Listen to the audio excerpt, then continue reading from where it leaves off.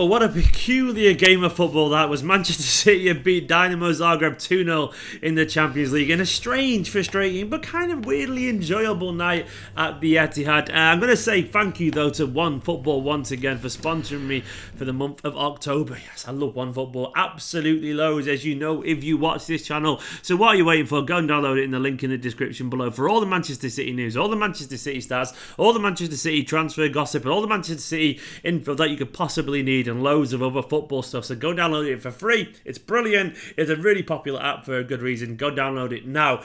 But today we're going to talk about this game because it was weird. It was fun. It was interesting. I'm going to start initially with the lineup. I'm going to go through it bit by bit in terms of the pre-game stuff, the lineup, then the first half, second half, individuals, and overall thoughts. So bear with me as you can see below.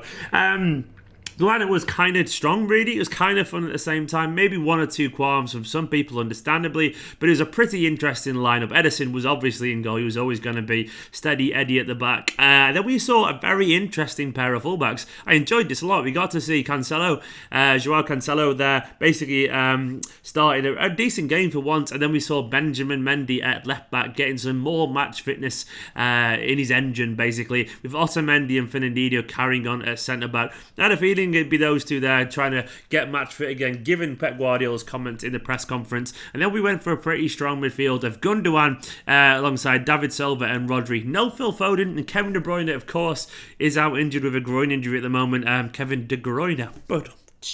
I'm sorry, I hate myself absolutely loads for that. And we don't know the extent of that injury yet, by the way. Fingers crossed it's only a minor one. And he'll be back after the pre-season, the international break. I suspect it'll be the kind of, they'll keep him at the Wolves game, then we'll see him maybe after that. It's not good, but fingers crossed it isn't too bad. But yeah, we saw those three in midfield. No Foden, but I had a feeling he played Gundogan because he usually plays pretty decent on a Champions League night. And then we played with Bernardo on the left, Morris on the right, and Aguero through the middle. So it's a pretty predictable lineup. It's a pretty strong one. There was no major changes really. We went for it basically. We obviously got some minutes for the fullbacks that actually needed some minutes.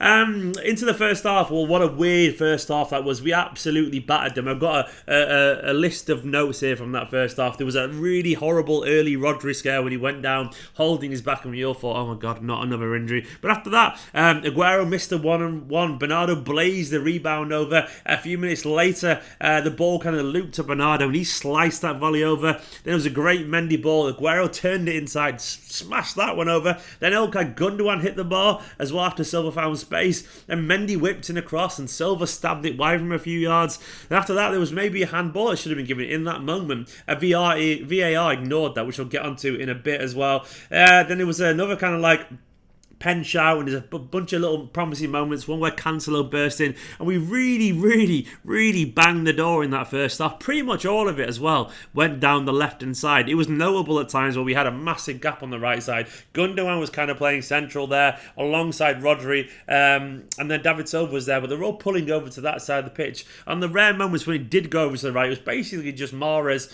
and Cancelo looking at each other going, we can't do anything because no one's coming over, so they had to spread it back. It must have been an intentional tactic because we did get plenty of joy on the left, admittedly, but they couldn't get into the game on that side. But it was understandable. It was a weird half. I wasn't worried in the slightest, really. We absolutely battered them in the first half. It was just our finishing that let us down. In fact, I was quite impressed by our defensive composure. I know, obviously, we are a level above Dinamo, but we were still very professional in the way that we kind of took that first half. The second half was basically more of the same.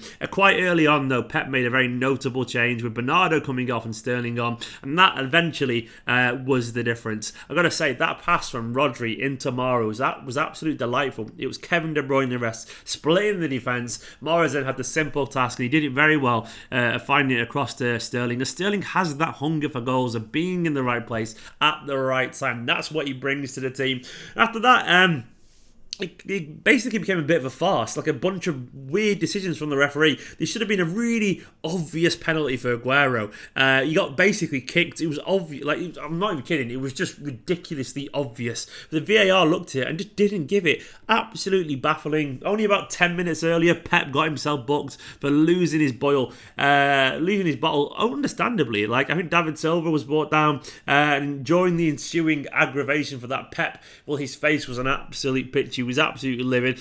And the ref got just shitter and shitter as the game progressed, really, unfortunately. We could have had loads of pens in this game, maybe about 2 Stonewall ones as well. And then basically, we saw the game off. Phil Foden came on for what I thought was just a win bonus, even being honest, at the end for the 89th minute. But he got the goal and he kissed the badge. He ran off and did that when he's finished it. Sterling, once again, decisive in the build-up play. He ran through the middle, played it to Foden, and he finished nicely into the bottom corner. And that was basically the game. Individually, Ederson literally had nothing to do. I don't think he made a single save, really, all game. Maybe one looped, weak header right into his arms, but he had nothing to do. I really liked what I saw of Joao Cancelo. I thought he was really good going forward. He got very little touches of the ball, but when he did, he showed that skill and pace he's got. He burst past the players a couple of times. He's obviously technically much better on the ball than Walker is, and he obviously offers a lot more going forward in a game like this. I wish we'd seen a bit more on his side in general, but I was generally quite impressed with him. Mendy kind of divided people on the internet, but I thought he was pretty decent. You got to bear in mind, this guy plays absolutely no football for ages. And yes, he did spam the crosses a little bit. I will admit that. But he was nowhere near as bad as the commentators would make you believe. He wasn't hitting the first man every single time. I think he hit the first man like twice or something like that. Maybe 3 times throughout the whole game. And he did create a bunch of chances as well. He created the best chance of the first half where David Silva stabbed it wide from a yard. And he also created a good chance for Aguero. It's obvious, even though he's not match fit yet. And we've got to bear in mind, it takes a while to get up to speed and get used to the rhythm and get used to playing against competitive people, because training is good, it is good, but playing against the same people every week in training does not prepare you for playing a bunch of bastards from Eastern Europe. It doesn't prepare you for that at all. It doesn't prepare you for playing against Liverpool. It doesn't prepare you for playing against any random team, because they all play so differently, so uniquely. Football is a crazy random game, and that's why I love it. And he needs nights like this to get up to sharpness.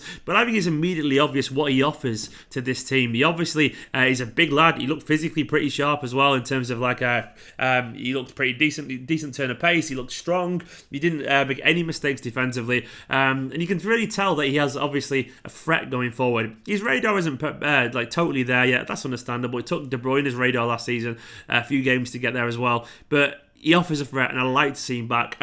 Defensively, I actually thought Fernandinho and Otamendi were really good. They read the game really well. They intercepted when they had to. They were strong, they were decisive, and they kept us on the front foot. No complaints there. Rodri, I thought, was excellent once again.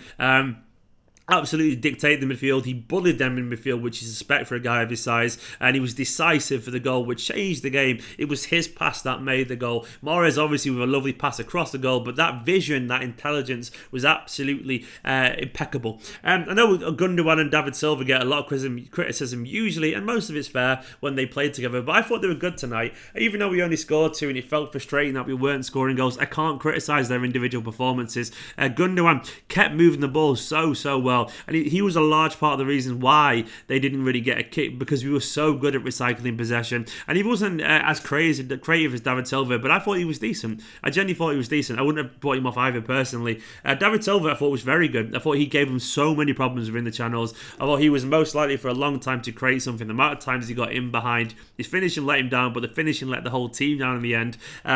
But I thought he was good. He was really creative, really intelligent with his movements, popping up all over the place. And another day he could have had a couple assists as well. Bernardo, he couldn't quite get through. He toiled and tried pretty hard in the first half, but eventually it was the right call to bring us someone like Sterling. And I'll talk about Sterling for a second. What's obvious about Sterling when he came on the pitch is he has that incredible, insatiable desire to be in the right place to score goals, and that's part of the reason why he does score so many goals. His game intelligence, his hunger, his drive, his determination is absolutely fantastic, and that's what made the difference for Manchester City. Bernardo doesn't have that, which is understandable, because Sterling's a natural getting in the back post or getting on the end the crosses. He's really honed that side of his game, and it pays dividends right now. Mahrez, he obviously got the assist once again, and I thought that was amazing considering that he barely got a touch of the ball. As I said in the first half, everything basically came down left hand side. That wasn't Mahrez's fault at all, and he did find himself drifting inside to try and get a touch, but eventually in the end he was decisive for the goal, which is what very good players do, what great players do, and he did that tonight.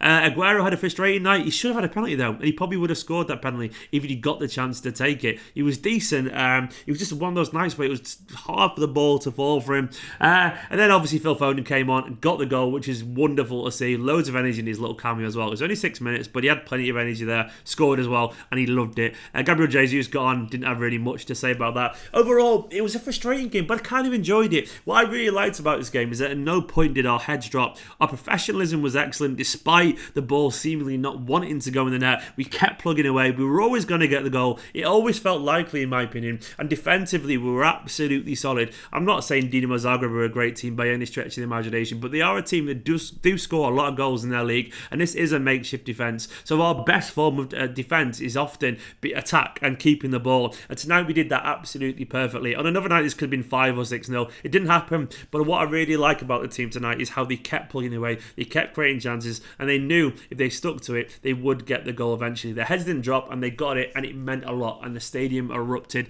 and it was great to see. On to VAR. Absolute sham, a fucking embarrassment if we're being totally honest. Genuinely, what is the point of it if they're not going to use it properly? The first half, there was an obvious handball. He made himself bigger, he stretched out, and he hit his hand. Like, it is just an obvious handball. That should have been a penalty. That would have changed the game. There was another one as well on David Silva, which I thought was a little bit softer, but I think it was Gundogan actually, where he clattered down on him. That could have been a penalty as well. Not quite as obvious as the handball, but the one on Aguero, it's just like, what are fans meant to do when they see that? Like, when they see something that inexplicably stupid. Like, people go, oh, fans are deluded, they think everyone's against their team. But what are they meant to think when they see something that dumb? Genuinely, are they meant to go, it's alright, stuff happens, you know, it must be hard with 10 replays to see how that goes in? Are they meant to just sit there and smile like gormless idiots? Well, don't insult our intelligence. It's absolute nonsense. That is just incompetency of the highest order, and it could have cost City a deserved 3 points if somehow they'd scored a fluky equaliser. That stuff can't happen, and it continues to happen across the competitions. It continues to happen everywhere, and it doesn't matter who the referee is, it doesn't matter where it is, it just happens repeatedly. The rules are absolutely useless, and whatever way they're interpreting them is absolutely farcical. If a guy can sit in the booth there and not say that's a clear and obvious area, what is the point? They really should just fucking do one, because it's totally and utterly useless, and it drives me mad. Hear the police out there then. I think that was the police coming for VAR, because it's criminally bad. Another terrible pun for you. But basically, on the performance, it was a professional performance. It was competent, and I'm glad that we've won it. We're more or less kind of sealing our route through this group already. And I enjoyed that game, weirdly. I thought it was a battle, but Pep will be happy with it. I think he will be very complimentary about the players afterwards. I've not seen the comments, but I think he will basically praise them and their professionalism, and rightfully so. I can't really criticise a team when they keep plugging away and they keep trying, and they did tonight. They didn't struggle to create chances. It's just one of those nights in front of goal, but we got the 3 points, we got the win, and we got to see a bunch of interesting stories. Mendy coming and getting some match fitness, Cancelo coming on, Foden scoring, and the professionalism. It was good. Guys, let me know what you make of the game in the comments below. Thank you for watching this video. Don't forget to subscribe if you are new to this channel. Make sure to like, comment, subscribe, all the usual stuff, as I just said, and I said it again. Go and download more football, and I will see you tomorrow.